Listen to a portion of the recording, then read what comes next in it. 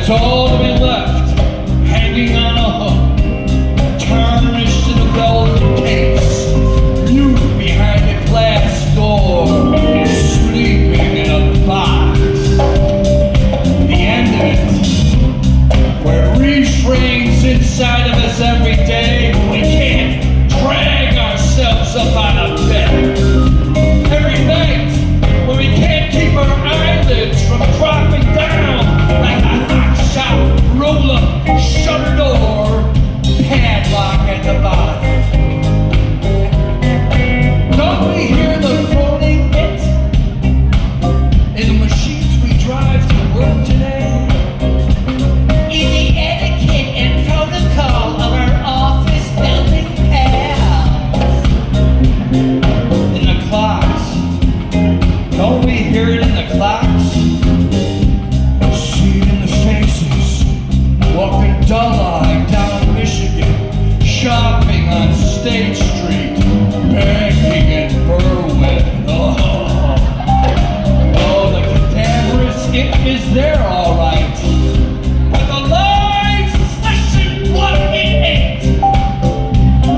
If someone outside the Water Tower Plaza or under Picasso's door were to take out that tarnished upside-down question mark, look the read on just what Henry said, call out to all those passing heads, hey, I found it! I found it! I have found it! Wouldn't the most of us just sidestep around that cat? Maybe toss a few quarters at his case, turn our heads straight forward, resume the march, foot ahead, frantic foot, trying to keep ourselves from the music, trying to keep it out of our hearts, trying to remember, where was that hot shop door? What was my ticket's number? Well, that's the problem.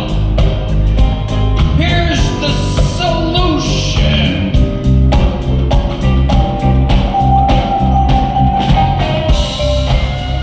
If you need to kiss it, would somebody kiss their lover, please?